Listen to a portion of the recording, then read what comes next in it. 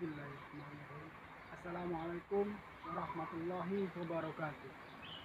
Alhamdulillah, alhamdulillahirabbil alamin. Wa bihi nasta'inu ala umurid dunya waddin. Allahumma shalli ala sayyidina Muhammadin wa ala alihi wa sahbihi wa barik wa sallim ajma'in. Amma ba'd. Pertama-tama, marilah kita panjat puja puji syukur kepada Allah Subhanahu wa taala yang telah memberikan kita nafas sampai hingga hari ini. Jangan lupa juga kepada Nabi kita, Nabi Allah Shallallahu Alaihi Wasallam yang telah memperjuangkan agama Islam dari zaman kegelapan menuju zaman terang. Mudah-mudahan kita mendapatkan syafaat kelak di yaumul kiamat. Amin amin ya robbal alamin. Tak ada yang sia-sia, seluruh yang diciptakan Allah. Kata ini benar karena seluruh keberadaan di jagat ini memiliki maksud dan tujuan, entah diketahui manusia maupun tidak. Termasuk hal-hal yang seluruh anggota badan manusia seperti mata, hidung, telinga, lisan, kaki, tangan, dan organ-organ luar dan dalam, serta sel-sel yang tak terhitung jumlahnya. Semua ini merupakan nikmat besar, nikmat yang memungkinkan bisa dibalas secara sepadan, kecuali sekedar menyukuri baik melalui kata-kata maupun perbuatan. Bersyukur melewati perkataan dilakukan dengan mengucapkan alhamdulillah atau kalimat pujian-pujian lainnya. Sementara bersyukur lewat tindakan akan tercermin dari kualitas perbuatan apakah sudah baik manfaatnya atau sebaliknya. Di antara semua anggota badan itu yang paling krusial adalah lisan. Lisan merupakan perangkat di dalam tubuh manusia yang menimbulkan manfaat maupun sekaligus madarat yang besar bila kita benar menggunakannya. Karena itu ada pepatah Arab mengatakan, keselamatan seseorang tergantung pada lisannya. Melalui kata-kata seseorang bisa menolong orang lain, dan lewat kata-kata pula orang bisa menimbulkan kerugian, tak hanya bisa dirinya sendiri tapi juga bagi orang lain. Karena saking krusialnya, Islam bahkan hanya memberikan dua pilihan terkait kunci lisan untuk berkata yang baik atau diam saja, seperti bunyi hadis riwayat Imam Al-Bukhari. Man kana yu'minu billahi wal yawmil akhir fala yaqulu khairan aw liyasmut. Siapa yang beriman kepada Allah di hari akhirnya, hendaklah dia berkata yang baik atau diam. Rasulullah mendahulunya dengan menggunakan keimanan sebelum memperingatkan tentang bagaimana sebaiknya lisan digunakan kalimat. Keimanan adalah hal yang mendasar bagi umat Islam. Ini menunjukkan bahwa urusan lisan bukan urusan main-main.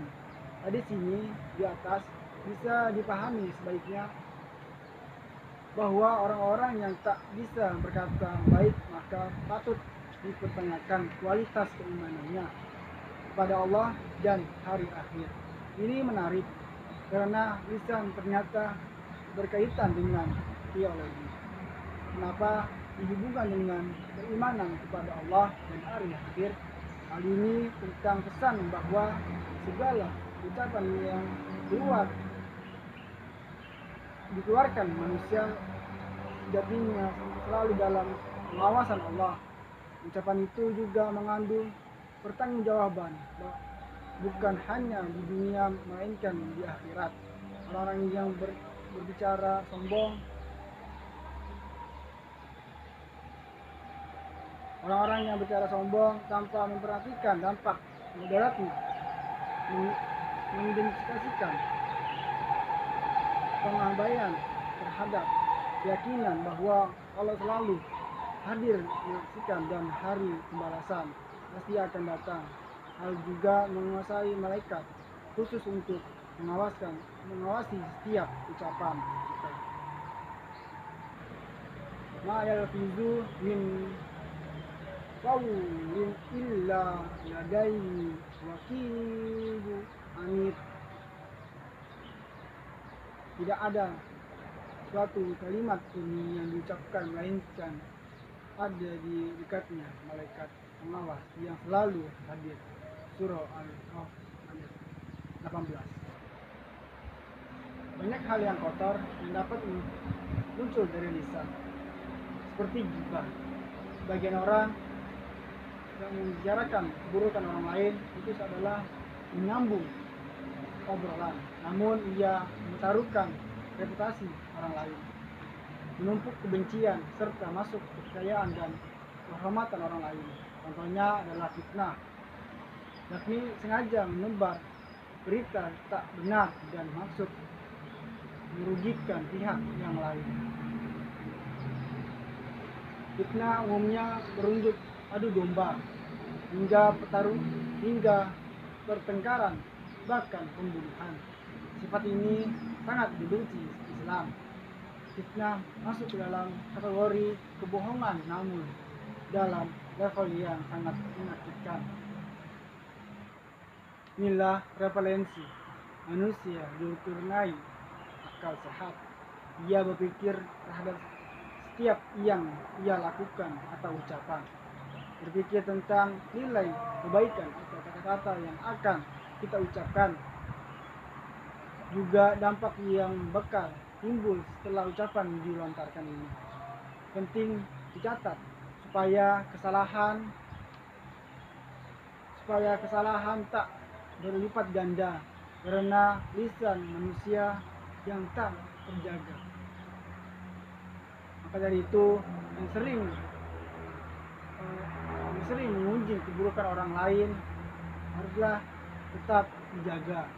Jangan sampai melontarkan yang tidak baik kepada orang lain, maupun itu di belakang maupun di depan orang itu. Tapi akan lebih baik ketika ia tidak menceritakan. Lebih buruk lagi bila ia juga tak pandai menjaga lisan. Pejabat yang gemar berbohong itu buruk, namun akan lebih buruk lagi bila ia juga pintar berbicara dan seterusnya. Inna akhwafa ma akhafu alaikum ba'di kulli mana fikum alaimul lisan. Sungguhnya yang paling aku khawatirkan atas kalian semua peninggalan adalah orang munafik yang pintar berbicara. Hadis riwayat At-Tabrani. Di zaman modern ini, ucapan atau ujaran tak semata muncul dari mulut, tapi juga bisa di status Facebook, Twitter, Instagram, konten video, dan lain-lain. Media sosial juga menjadi ajang ramai-ramainya berbuat gibah, fitnah, berbar kebohongan, provokasi, bencian, bahkan sampai ancaman fisik yang membahayakan orang lain.